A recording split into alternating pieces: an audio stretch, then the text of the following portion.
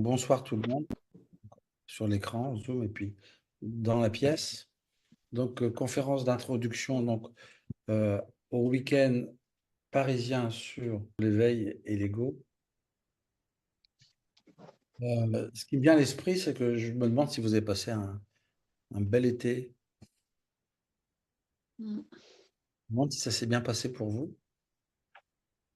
Ce qui me vient à l'esprit, c'est qu'en fait, on va pendant un week-end parler de l'ego individuellement, puisque on va travailler sur les égos que nous possédons, entre guillemets, même si le terme posséder n'est pas vraiment le terme exact. Et ce qui me vient à l'esprit, c'était que le moins qu'on puisse dire, c'est que ce que l'on voit en France depuis 2, 3 mois, c'est assez particulier. On est dans une situation politique particulière, sans rentrer dans les choix de droite ou de gauche ou d'extrême ou quoi. Et que, en fait, ce chaos, ces difficultés, ce désordre euh, que l'on vit collectivement sur le plan national était en fait véritablement l'expression d'action, de stratégie, d'ego.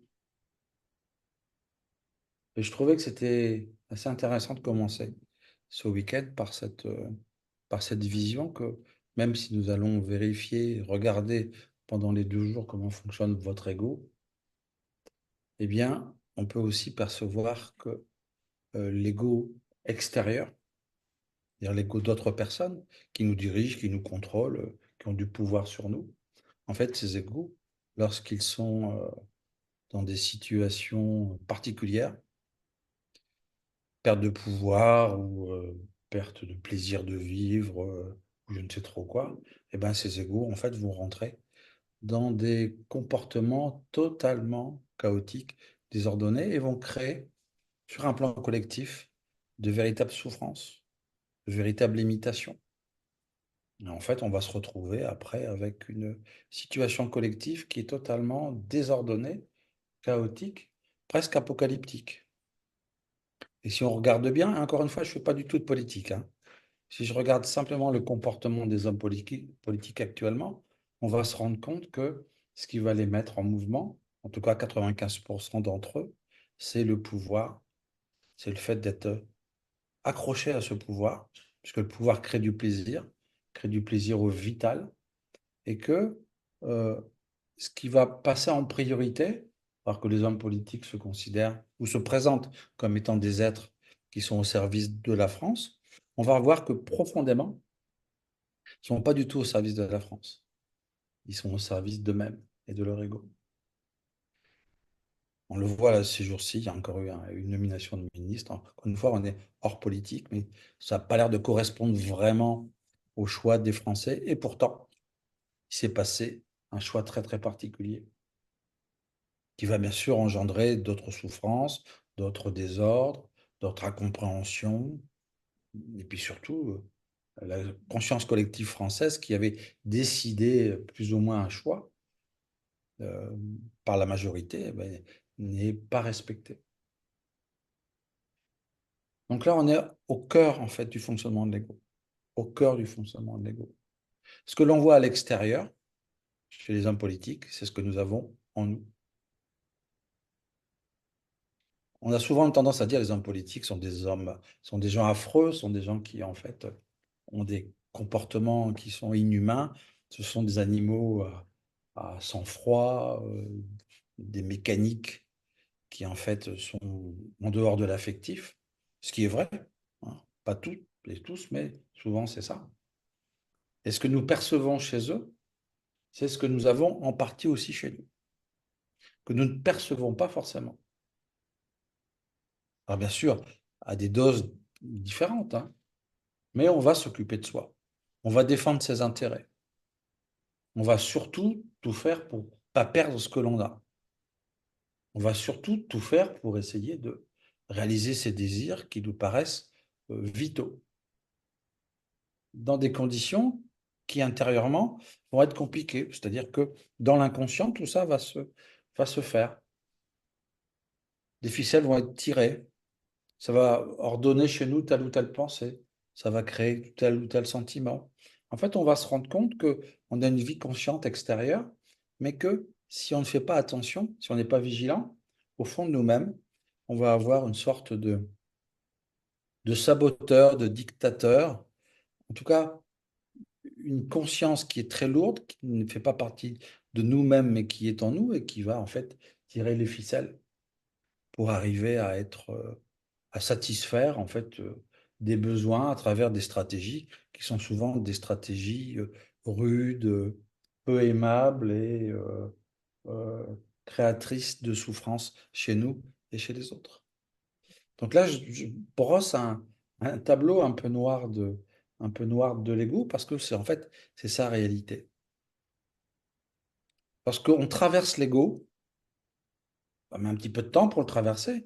Lorsqu'on traverse l'ego, on se rend compte qu'il est vraiment rude, quoi. Qu'il lâche pas, qu'il est toujours présent et qu'il veut toujours continuer à conserver le pouvoir sur ce qui est là, sur le corps et puis sur les différentes parties qui nous constituent, l'affectif, le mental, le vital, le spirituel, parce qu'il y a des égos spirituels aussi qui interviennent. Et on est souvent donc mis en mouvement, si on n'est pas vigilant, par notre ego. Alors, pas tout le monde, à des degrés différents, mais très, très souvent, et je dis bien très, très souvent, le terme est très clair, très, très souvent, c'est ce qui se passe pour les personnes. Une bonne partie des gens sur Terre sont mis en mouvement par leur ego. Il n'y a pas de désidentification. Certains ne savent même pas que l'ego existe. Il faut quand même le faire. D'autres le perçoivent, mais vont considérer que bah, voilà, l'ego, il a son rôle. Et même dans les milieux spirituels, on va considérer que l'ego est un élément important qu'il ne faut pas trop chahuter, qu'il faut garder et qu'il faut, même certains disent, euh, calmer. Euh, euh, oui, presque chouchouter. Alors que fondamentalement, dans la construction métaphysique qui est la nôtre, l'ego n'est plus indispensable. L'ego n'est plus indispensable. La race humaine peut vivre maintenant sans ego. C'est une bonne nouvelle, hein? Non pas pour les égos, mais pour nous. C'est-à-dire qu'on va être libéré de cette conscience qui est en nous et qui est toujours en train de faire sa petite cuisine dans tous les sens, quoi. Hein, qui va choper le mental, qui va lui faire tourner le mental dans la tête comme s'il y avait un petit vélo ou 10 petits vélos qui vont dans tous les sens. Il va utiliser le corps émotionnel, il va le tordre. Et en fait, il va créer une activité chaotique et surtout parasitaire. C'est-à-dire que l'ego va créer en permanence une activité parasitaire dans vos champs de conscience. Là. Donc, c'est toujours comme ça. Il est toujours là. Il est toujours là. Il est toujours là. Il est toujours là. Le but du yoga est l'apaisement du mental. Yoga Sutra numéro 2 de Maharishi Patanjali. Le but du yoga est l'apaisement du mental. L'apaisement du mental, c'est il y a un champ de conscience qui est libéré des activités parasitaires de l'ego, du mental et du corps émotionnel. C'est aussi simple que ça. Enfin, sur le principe. C'est pour ça qu'il existe des techniques yogiques, des mantras, enfin, des techniques méditatives. Surtout dans l'hindouisme, mais aussi dans d'autres, dans d'autres religions ou d'autres philosophies spirituelles, des tas de techniques qui permettent de commencer à nettoyer, à remettre en place toute cette activité intérieure qui est totalement en fait chaotique et désordonnée. C'est pour ça qu'on ne peut pas contrôler, par exemple, face à un événement, un surplus de pensée, une sorte de diarrhée verbale, de diarrhée mentale qui va s'exprimer en permanence et on ne peut pas les contrôler. On va pouvoir les contrôler 5 minutes, mais c'est comme si vous aviez un bout de bois qui flotte sur l'eau, vous essayez de mettre le bout de bois au fond de l'eau, et le bout de bois va toujours remonter à la surface. Donc, il y a des automatismes énergétiques, il y a des automatismes égotiques, il y a des automatismes, des mécaniques, en fait. C'est de la mécanique qui fait que l'activité mentale, l'activité dans le champ de conscience sera toujours présente. Et l'expérience que j'ai de cette activité-là, c'est que c'est extrêmement perturbant, extrêmement prenant, ça nous prend, on dit bien ça nous prend la tête, et en même temps, c'est totalement, totalement antinaturel. Notre comportement naturel, c'est de ne pas avoir d'activité dans notre champ de conscience. Et pourtant, nous avons beaucoup d'activités dans le champ de conscience. Donc, l'ego est vraiment celui qui va être à l'origine de cette activité désordonnée. Donc, la question qui se pose à un moment donné, c'est de savoir si les pratiques yogiques, les pratiques que nous avons suivies pendant des années, à travers des sadhanas qui sont authentiques, hein, qui sont responsables, qui sont sérieuses, à travers des disciplines, hein, souvent exigeantes, est-ce que toutes ces disciplines, toutes ces pratiques sont suffisantes pour voir l'ego? Manifestement, non. Manifestement, non. Je ne veux pas dire que ces techniques n'ont pas des effets, elles vont détendre le système nerveux, elles vont nous permettre d'être plus vigilants, d'être plus reposés, d'être plus clairs, d'être plus en contact avec notre corps, avec notre ressenti. Mais si c'est l'ego spirituel qui pratique la sadhana, vous allez vous retrouver en fait avec une évolution spirituelle qui va être complètement circonscrite par l'ego. Et je connais, hein, parce que j'ai un petit peu de bouteille maintenant, je connais des tas de gens qui pratiquent la méditation depuis très longtemps, qui ont un magnifique silence à l'intérieur. Mais dès qu'ils ont quitté leur méditation, à côté, ce sont des êtres qui ne sont pas détendus, qui sont stressés et qui surtout sont accrochés aux choses. Accrochés, accrochés, attachés. L'ego est attaché à tout. Si vous lui retirez quelque chose, c'est une catastrophe. La meilleure chose qui puisse vous arriver dans votre existence, c'est que la nature vous crée un événement qui vous prend quelque chose. Et là, vous allez comprendre quelque chose. Là, ça va vous secouer. Là, vous pouvez dire que le divin s'occupe de vous. Et plus il vous prend, plus il vous aime.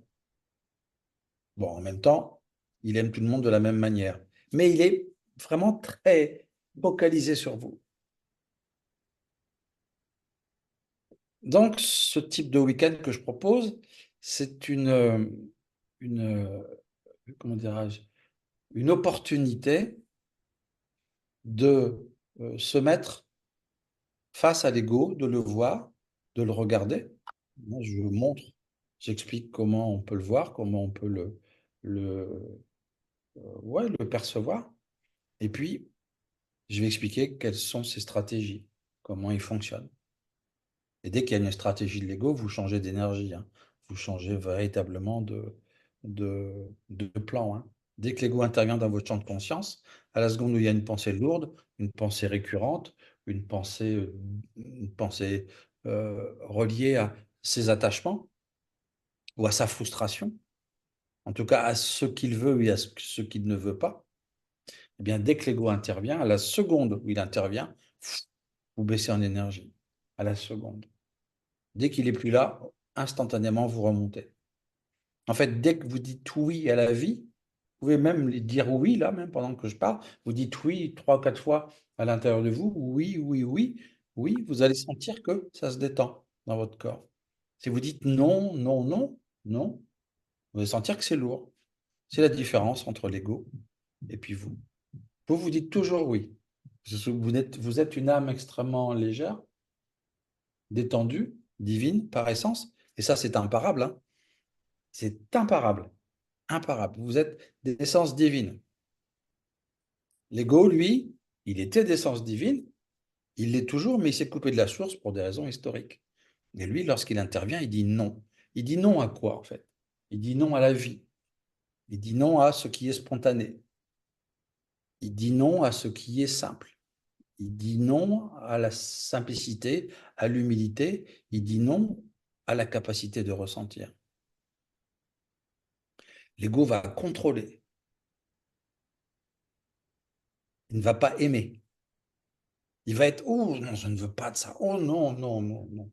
Surtout pas ça. Si j'ai ça, mais le drame, il va être absolu. Parce qu'en fait, l'ego est un acteur qui est extrêmement puissant, hein. Il est toujours dans des emphases. Il est toujours dans des, mais c'est pas possible. Pourquoi on me fait ça? Je veux absolument ça. Pourquoi le divin me le donne pas? C'est impossible, alors que je fais tous les efforts du monde pour y arriver, ça ne fonctionne pas. Qu'est-ce qu'il faut que je fasse de plus? Pourquoi il ne m'écoute pas? Et pourtant, je le prie tous les jours. Ah oui, mais si c'est l'ego qui prie, vous n'aurez pas grand-chose. Par contre, si c'est vous qui, en ayant mis l'ego de côté, vous sollicitez, on va dire, de la source, qu'un désir se réalise ou que les événements soient plus favorables pour vous, vous allez avoir quelque chose qui va se passer. On fait juste une expérience. Ce soir, juste avant de dormir, vous demandez du fond du cœur, et vous ne pourrez le demander que du fond du cœur, parce que ça, c'est un désir qui ne peut être sollicité que par le cœur. Demandez à la source de vous montrer votre ego demain. Demandez à la source vraiment. Je veux voir mon ego. Je veux absolument le voir. Je veux vraiment être face à lui parce que j'en ai marre de souffrir. Pourquoi souffrir? L'ego crée la souffrance par l'attachement.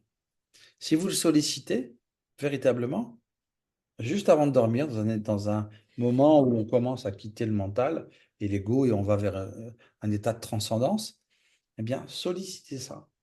Je peux vous certifier que demain, vous le verrez. Parce que cette demande sera hors ego. Bien sûr, l'ego ne va pas demander à être vu, puisque par définition, depuis des siècles, des millénaires, il est caché. Il ne veut surtout pas être vu. Faites cette expérience si vraiment, bien sûr, vous en avez envie, hein. Faites cette expérience du fond de votre cœur, du fond de votre cœur. Je veux voir l'ego divin. Je veux vraiment le voir. Parce que je ne supporte plus cette intrusion dans mon champ de conscience. Je parle bien d'intrusion dans le champ de conscience. Une intrusion. L'ego, lorsqu'il intervient, c'est un intrus. Et si vous regardez bien, quand vous avez une pensée de l'ego, ça vous crée une souffrance. Sur le plan juste de l'origine de la pensée et aussi sur le contenu de la pensée. Deux intrusions, deux éléments intrusifs.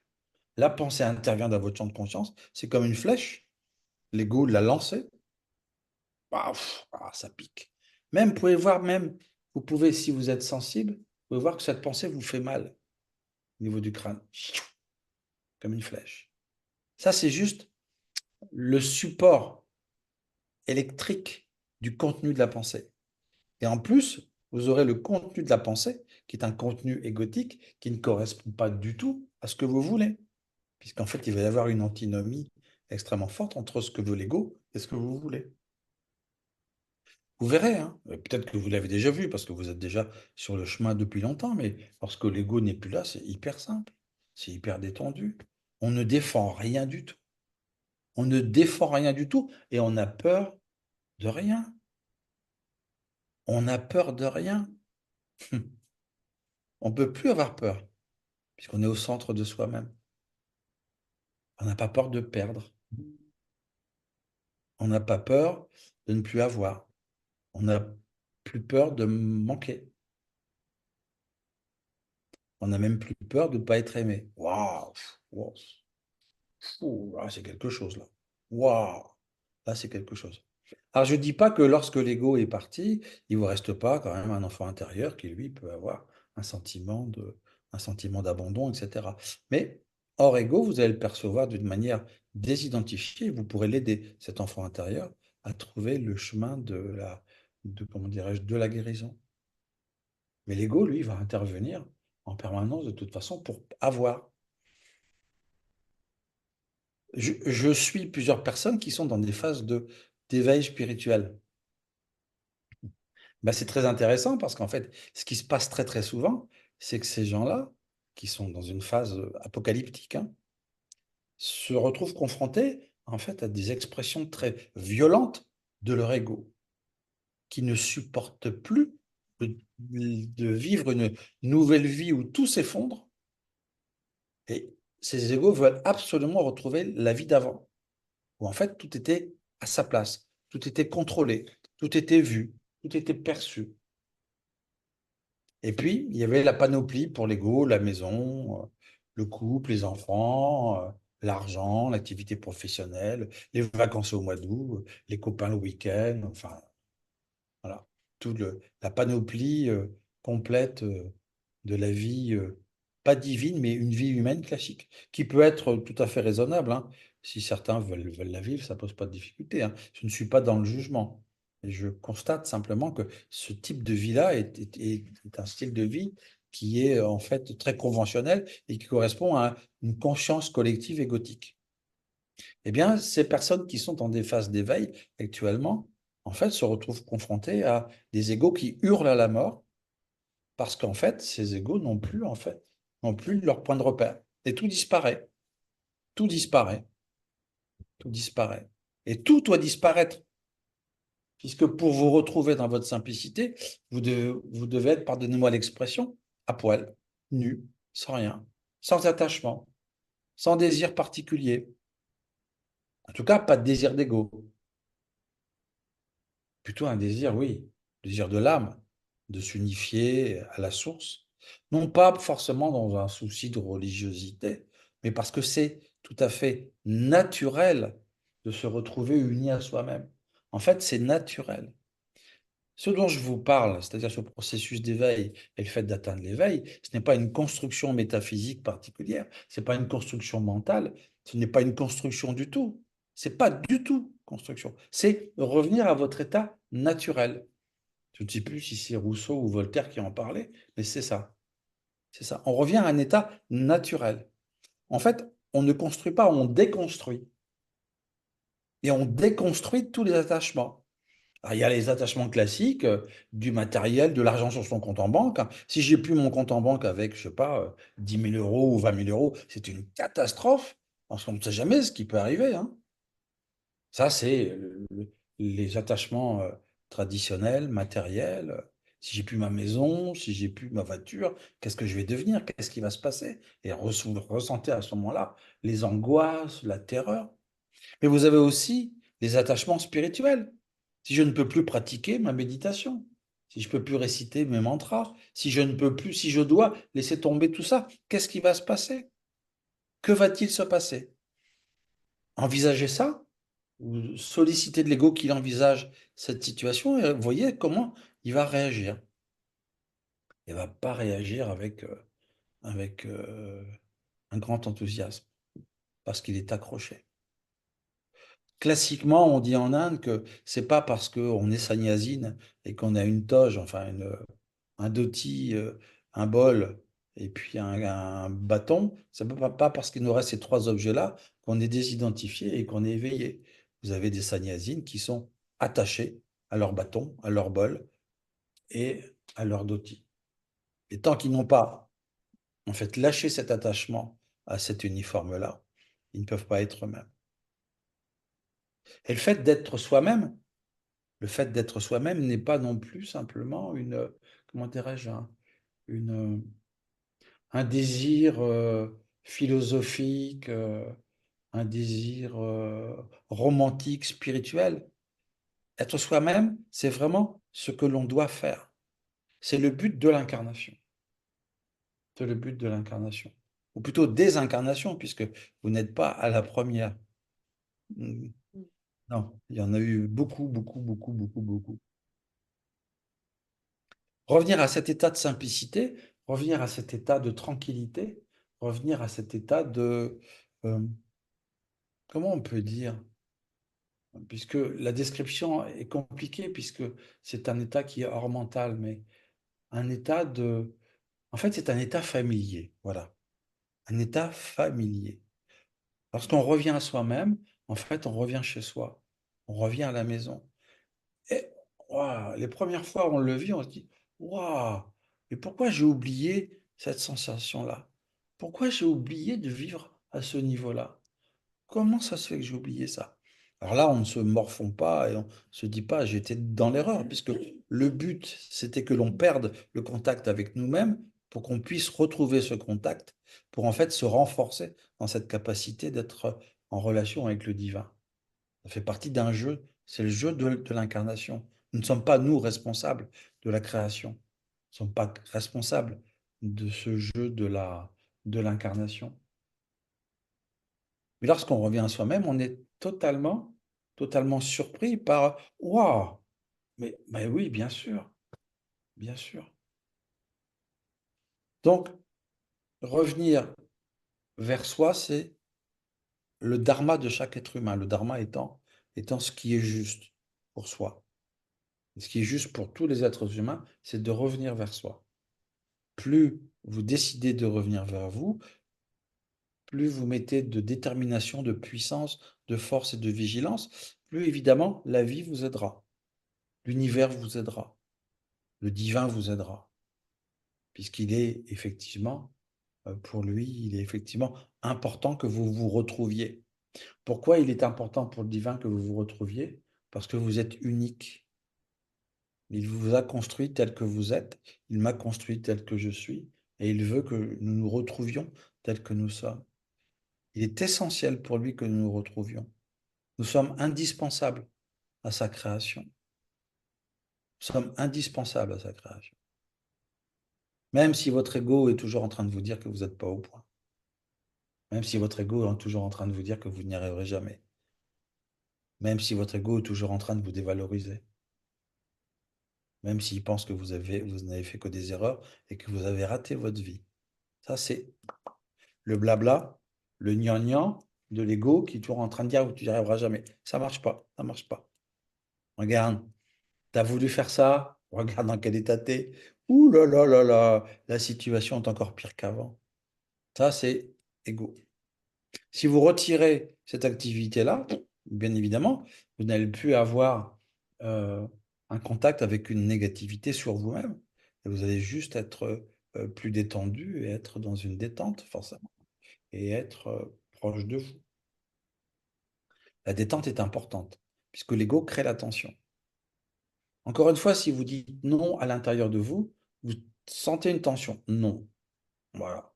Quand vous dites oui, vous sentez une détente. Et tout le monde, quel que soit le niveau de conscience de chaque personne, en faisant oui et non, vous sentez la différence. Eh bien, oui, c'est oui au divin. Non, c'est non à la vie.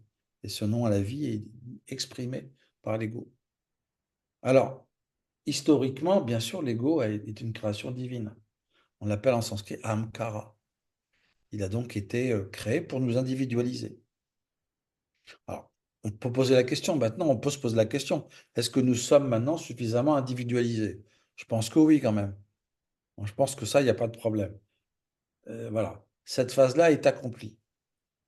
Le mental a été créé aussi pour nous aider à nous mouvoir dans la matière. Lorsque nous avons une facture à payer, il faut regarder si sur notre compte en banque, il y a assez d'argent. Mais ça, c'est le mental qui se met en mouvement, il fait l'opération, facture de temps, j'ai autant sur mon compte. Voilà. L'ego et le mental ont été créés à un moment donné, bien sûr, pour nous aider à vivre dans l'incarnation, dans le corps, pour nous individualiser, pour faire en sorte que nous puissions être efficaces. Et être efficace, ça veut dire s'occuper de son corps. S'occuper des autres aussi, sa famille, ses proches. S'occuper de son corps, puisqu'en fait, une des priorités lorsqu'on est incarné, c'est on trouve un toit au corps, on le nourrit, on lui trouve des vêtements. Vous allez faire automatiquement, tout le monde fait ça sur Terre. C'est automatique. Ça, c'est l'ego qui nous a appris, en fait, à nous occuper de notre corps. Puisque l'âme que nous sommes étant une âme extrêmement légère, il est évident que le fait d'être incarné, le fait d'être relié à une matière un peu lourde, inerte, ce n'était pas forcément très évident au début. Mais voilà, l'individualisation a été faite. Amkara, l'ego. Et heureusement que l'ego a été créé. L'ego est une conscience qui est en nous, mais qui n'est pas nous. Quand vous la regardez dans sa structure, vous la voyez vraiment dans notre champ de conscience, dans votre champ de conscience. Mais ce n'est pas nous. Et ça, c'est une importance capitale. Nous devons faire le tri dans ce qui est nous et ce qui n'est pas nous. Ce qui est nous, c'est ce qui vibre, ce qui est généreux, ce qui est ouvert, ce qui désire croître, grandir. C'est tout à fait naturel. Ce qui n'est pas nous, c'est ce qui vient fermer, c'est ce qui vient râler, c'est ce qui vient refuser, c'est ce qui vient combattre. Alors, ça ne veut pas dire que si vous n'avez pas d'ego, vous n'allez pas combattre si on vous attaque, hein. Il y aura une fermeté. Hors ego, il y a une fermeté, hein. Mais d'une manière générale, lorsqu'il y a guerre, combat, l'ego intervient. Donc il y a une grande différence entre ces deux univers. En fait, nous sommes à la jonction entre deux univers. Deux univers. Un univers qui est totalement sans limite, qui est l'univers du divin, l'espace infini, la vacuité, l'absence de soucis, la tranquillité, la joie, surtout, Ananda, la joie, le bonheur, la simplicité. Et l'autre univers qui va coexister avec le premier, ça va être les limites, la restriction, la peur, la rigidité, euh, le contrôle. Le contrôle. Maman, le contrôle. Je veux contrôler, je ne veux surtout pas vivre telle ou telle chose. Donc, le contrôle, pourquoi? Parce que l'ego ne veut pas avoir peur. Il a peur de l'angoisse, il a peur de la dépression, il a peur de la terreur, il a peur de tous ces aspects que lui-même crée, entre nous soit dit. La perversité de l'ego va loin. Il crée en fait ces éléments-là et il ne veut pas les vivre. Donc, nous sommes à la jonction entre deux univers. Et en permanence, nous allons faire des allers-retours. Des allers-retours, comme une sorte de méditation. On va vers l'extérieur, on revient vers l'intérieur. Lorsqu'on réfléchit, lorsqu'on pose l'attention sur tel ou tel domaine de notre existence, sur telle ou telle difficulté ou problème, eh bien, on va à chaque fois traverser ces deux univers. La difficulté, c'est qu'il y a un univers qui est limité, limité. Et il y a un autre univers qui est illimité. Et ce qui est très fort de la part de l'ego, individuel et collectif, c'est que l'ego qui est limité, il va nous faire croire qu'il est le centre du monde. Il va nous faire croire que nous devons lui obéir. Il va nous faire croire que c'est lui qui dirige notre existence. Il va nous faire croire qu'il est indispensable. Et combien de personnes que je suis qui sont dans des phases d'éveil disent, mais je ne peux pas lâcher l'ego. Si je lâche l'ego, je vais aller dans l'anéantissement. Je vais tomber dans un espace qui est infini et là, je ne contrôle plus rien. Et en fait, lorsqu'on est au bord de cet espace infini, ça veut dire qu'on a fait un travail sur l'ego, où on est dans un processus naturel où l'ego a été mis de côté, puisque il y a aussi des processus individuels qui sont très puissants et qui amènent la personne naturellement à avoir un ego qui va se mettre de côté. Mais on va être au bord du précipice et puis on va avoir peur, ou plutôt certaines personnes vont avoir peur de s'y jeter, en disant, mais si je me jette dans cet espace infini, je ne suis plus rien, je ne vais plus contrôler. Je dois contrôler mon existence. Je dois savoir où je vais. Je dois savoir ce que je veux faire. Je dois savoir comment je peux faire face aux difficultés. Et là, c'est l'ego qui récupère. Pourquoi? Parce qu'il vous fait croire, il nous fait croire que s'il n'est pas là, la vie ne peut plus exister parce que vous seriez en insécurité totale. Et lorsque vous êtes au bord du précipice et que vous pouvez basculer dans cet espace infini, il faut juste faire confiance au divin, à la lumière. Dire, OK, c'est toi le créateur, j'y vais, je plonge. Et là, vous allez plonger à l'intérieur et vous allez vous rendre compte que, en fait, c'est pas parce que l'ego n'est plus là que vous êtes un zombie, que vous êtes amorphe anesthésié, que vous ne pouvez plus réagir, vous êtes au contraire complètement vivant et vivante. En fait, l'ego vous fait croire que c'est lui qui est la vie, alors qu'en fait, il vous anesthésie, il vous contrôle, il vous enferme dans ses limites. Alors, à l'intérieur des limites, il peut vous créer une vie plus ou moins sympa. C'est ce qu'il fait avec le pouvoir, l'argent, le plaisir, toutes les sortes de plaisirs. L'ego va jouer avec toutes ces sortes de plaisirs. Il va vous distiller un peu de plaisir de temps en temps pour que vous puissiez être rassasié, en disant, ma vie est belle, j'ai quand même du plaisir. Mais c'est lui qui contrôle. Et il vous fait croire que ça, c'est la vie. Alors que dès que vous basculez dans cet espace infini, ben, basculer, le terme n'est pas exact puisqu'on ne bascule pas dedans, puisque on est déjà cet espace infini. Mais on a l'impression de basculer dedans. Eh bien, vous vous rendez compte que vous n'êtes pas juste dans une sorte de nirvana béat où il n'y a plus d'énergie, où vous n'avez plus de désir, où vous êtes complètement un légume divin, ou peut-être un légume. Non, vous êtes plein de vie. Et là, vous retrouvez des désirs plus profonds, des désirs de l'âme, des désirs qui correspondent à votre dharma, avec des volontés très différentes des volontés égotiques, mais vous allez avoir des volontés très subtiles, très fortes, très cosmiques, qui vont vous mettre en mouvement pour aller dans telle ou telle direction. Et puis surtout, prendre votre pied comme c'est pas possible. Et prendre son pied lorsqu'on est hors ego, ça n'a rien à voir avec prendre son pied lorsque l'ego est là. Le plaisir le plaisir de vivre sans ego, c'est une grâce. C'est très simple, très naturel, mais c'est une grâce. Vous n'êtes plus en berlificoté dans des peurs de perdre votre bien-être, de votre plaisir ou votre joie de vivre. Puisque vous savez que la joie de vivre provient de votre nature profonde. La joie n'est plus conditionnée par des événements extérieurs. Et en même temps, c'est pas parce que vous allez vivre hors ego que vous n'allez pas agir. Vous allez agir. Mais vous allez agir de manière spontanée. J'ai eu encore, il y a quelques jours, là, vraiment, j'étais dans ma voiture et subitement, j'ai appelé quelqu'un. Aucune pensée, rien, aucune pensée. J'ai appelé. Cette personne, qui est un ami, je devais l'appeler. Et puis on a discuté et voilà, on a résolu une difficulté. Voilà. C'est venu spontanément.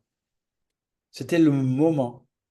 En fait, lorsque vous êtes hors ego, vous allez pouvoir agir d'une manière spontanée, sans stratégie, sans contrôle, au moment où il le faut. Votre propre être intérieur va savoir que c'est le moment. Et clac, à ce moment-là, ça se met en route. Comme si ça jaillissait du rien. Bon, c'est même pas comme si ça jaillit du rien, l'action se fait. C'est bon. Et là, maximum d'effet de l'action. Les choses se mettent en place tout de suite. Si l'ego était intervenu, je n'aurais peut-être pas appelé à cet endroit-là, à ce moment-là, pardon. J'aurais peut-être pas eu cet ami-là. Peut-être que si je l'avais eu, il n'aurait pas été dans un état particulier où il a pu m'écouter, par exemple, etc., etc. Donc, l'intérêt de vivre hors ego, c'est vraiment d'être dans une sorte de spontanéité constante. Et on sait véritablement ce dont on a besoin. Et on a beaucoup moins besoin de choses que lorsqu'on est dans l'ego. L'ego va complexifier l'existence. Il va rendre la vie beaucoup plus rude.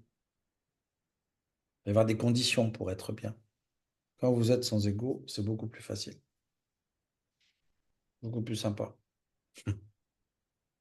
Voilà, donc ce type de week-end que je propose, là aujourd'hui on est à Paris, j'en propose un tous les mois. Le mois prochain c'est à Avignon, à Villeneuve-les-Avignon, pardon.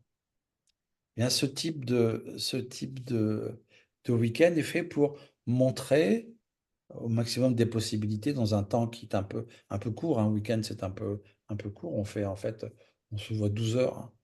2 heures le vendredi, 5 heures samedi et 5 heures dimanche. On ne peut pas faire beaucoup plus de temps parce que travailler sur l'ego, faut le faire avec délicatesse quand même. Parce que voilà, c'est quand même une énergie un peu brute qui peut avoir des comportements violents Ouais, ouais, violent. Donc, sur 12 heures, voilà, on passe, on est une 10, 12, 14, 15 maximum. Et voilà, je vous montre par la discussion, hein, par la discussion, par l'ambiance aussi qui est présente, hein, par la vibration qui est présente. Je vous montre comment l'ego fonctionne et comment on le voit chez soi. Il faut le voir chez soi, mais aussi comment on le voit chez les autres, hein. J'ai commencé cette petite conférence en parlant de l'ego collectif, hein. Ce qui est important, c'est de voir l'ego chez soi pour le remettre à sa place, pour qu'il puisse être transmuté. C'est hyper important, c'est fondamental, quelle que soit votre pratique spirituelle, quelle que soit votre pratique spirituelle. Et en même temps, il faut bien percevoir l'ego chez l'autre, chez le conjoint, chez les parents, les membres de la famille, les enfants, les amis. Au travail, comment l'ego fonctionne. Puisqu'on va voir que, à travers ce week-end, que notre propre ego joue avec nous-mêmes, essaye de nous réduire, de nous limiter, de nous restreindre, de nous refroidir dans notre capacité à être nous-mêmes. Et en même temps, les égos des autres vont essayer de faire la même chose. Et notre propre ego va aussi essayer chez l'autre d'intervenir pour restreindre aussi. Donc, ce n'est pas juste un ego individuel personnel, c'est un ego collectif. C'est un ego, il y a un ego familial, il y a une conscience collective familiale, il y a des consciences collectives aussi nationales, départementales, régionales aussi. On sent, dès qu'on est subtil, on peut ressentir l'énergie qui peut être différente suivant les familles, suivant les maisons, suivant les lieux où on est, parce qu'il va y avoir en fait une conscience collective qui est formée principalement par les égos, et les égos vont vibrer d'une manière différente, hein. Vous pouvez faire cette expérience quand vous roulez en voiture, vous quittez un département pour aller à un autre, ou vous quittez une région. Eh ben, vous verrez que dès que vous quittez une région, vous allez sentir une différence d'énergie. C'est très subtil, mais c'est très, très, très, très clair. Là, aujourd'hui, on a fait de la route pour venir des Hauts-de-France. On est passé dans la région Île-de-France. À la seconde, on est passé à la région Île-de-France. Il y avait un panneau Bienvenue en Île-de-France. À la seconde, on passe. Clac, il y a une vibration différente, extrêmement claire. Quand vous passez un pays, vous quittez la France pour aller en Belgique. Là, j'ai un ami belge qui est là. Ben, dès qu'on quitte, hop, il y a une vibration différente. La semaine dernière, j'étais à Rome, l'Italie, c'est différent. On revient en France, c'est différent. Pourquoi c'est différent? Parce que les égos collectifs, qui créent une conscience collective, vont fonctionner d'une manière différente. C'est pour ça que dans certains cas, on propose aux gens, pour avoir une vision de leur ego plus précise, de quitter leur région ou leur pays pour aller faire un petit voyage ailleurs pendant un mois, par exemple, pour percevoir que oh, leur ego va fonctionner d'une manière différente. Et ils vont le sentir et le voir. Donc il sera perçu d'une manière plus claire. Donc, ce week-end est aussi fait pour percevoir comment fonctionne l'ego de l'autre et comment notre propre ego se retourne vers nous pour en fait euh, satisfaire ses besoins, mais comment aussi il va se tourner vers les autres pour satisfaire toujours ses besoins en utilisant l'autre. Et réciproquement, l'ego en face de votre partenaire, professionnel ou intime, va vous utiliser. Et ça, il faut le voir. Si vous ne le voyez pas, vous allez vous retrouver après dans des situations où vous allez croire que c'est vous qui n'êtes pas au point, alors que c'est l'ego de l'autre qui vous crée des suggestions lourdes, négatives, euh, euh, ouais, lourdes et négatives. Et ça, c'est important.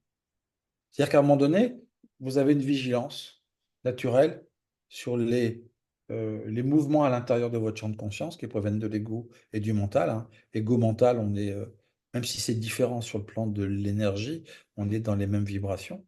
Donc c'est important de les voir clairement. Et en même temps, c'est bien de voir comment l'environnement interagit avec votre ego, comment les égos interagissent avec votre ego et comment votre ego va aussi interagir avec les autres. Et à ce moment-là, vous avez une vision précise. Et là, vous êtes dans un état de vigilance et vous êtes dans un état de connaissance. De connaissance.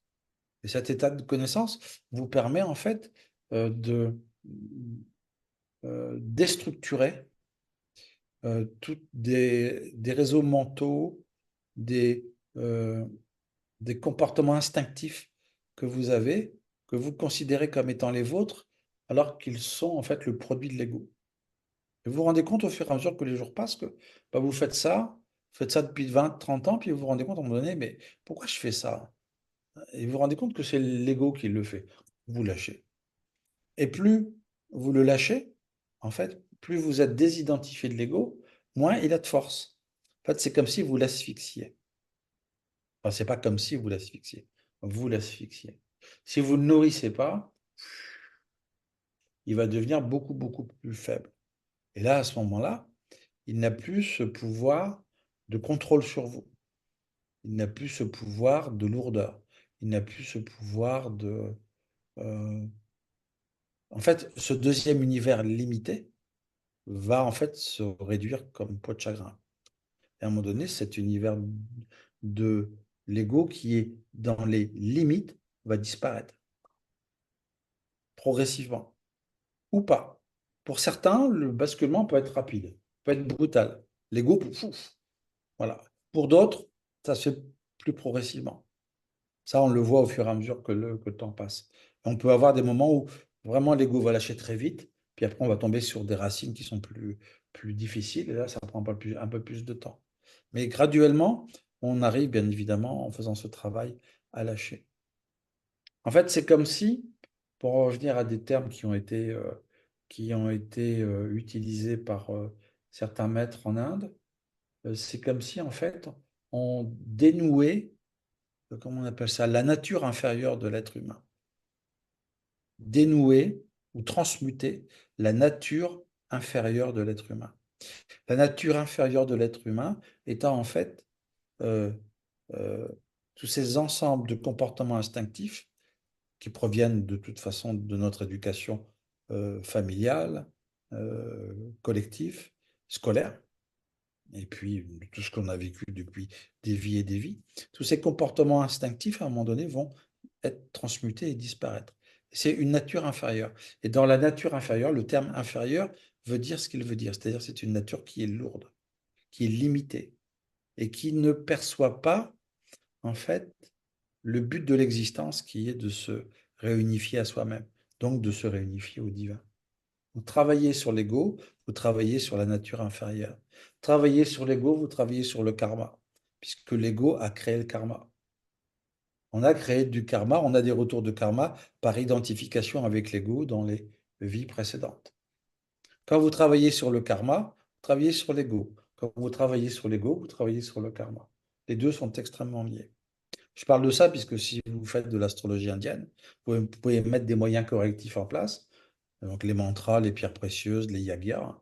Il y en a d'autres, mais c'est les trois moyens correctifs les plus utilisés. Et bien, quand vous les utilisez, donc vous restreignez les énergies karmiques qui vous entourent, vous faites un travail sur l'ego qui, lui, va être restreint aussi. En même temps, si vous voyez votre ego de plus en plus souvent au sein de votre activité, si vous le percevez, si vous êtes vigilant, en fait, vous restreignez les capacités de retour de karma. Les deux sont extrêmement liés. On y gagne sur tous les plans. Et la nature inférieure va progressivement disparaître pour en fait laisser place à la nature. On dit supérieure, mais c'est une nature naturelle, une nature essentielle, qui en fait à ce moment-là peut juste s'exprimer. Et là, l'absence de limite va être présente dans votre champ de conscience. Il n'y a plus rien. Il n'y a plus rien. Donc certains vont, bien sûr, lorsque l'ego n'est plus là, chacun va vivre un état qui lui est particulier. On n'est pas tous soumis à la même expérience d'éveil, hein. Chacun est différent, chacun a des, un parfum différent, a des désirs très profonds différents, a été construit d'une manière différente. Donc chaque éveil sera différent. Mais en tout cas, il y aura une liberté intérieure qui va s'installer. Parce qu'il n'y aura plus les limites du mental, les limites de l'ego et les limites aussi du corps émotionnel.